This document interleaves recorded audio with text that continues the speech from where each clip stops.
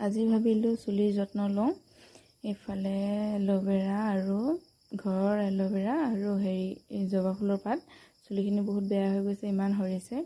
ভাবিলোঁ এনেদৰে লগাই চাওঁচোন কি বা হয়। আগতেও লগাইছিলোঁ বাৰু, এতিয়া মাজতে লগাবলৈ এৰি দিলোঁ। এতিয়া মই চুলিখিনি ভালদৰে ধুই আহি এইফালে এতিয়া কণ্ডিশ্যনাৰ নিচিনাকৈ লগাই লৈছোঁ। আপোনালোকেও লগাই চাবচোন, খুব ভাল ৰিজাল্ট পাব।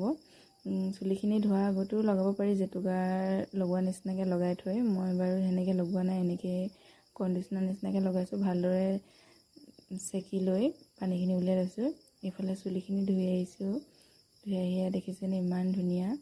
এইফালে চুলিখিনি পিছল যোৰত অকণমানো লগা নাই, চুলিও সৰিবলৈ কমিলে, একদম ফিংফিঙীয়া হৈ আছে। আপোনালোকে এনেদৰে লগাই চাব পাৰে।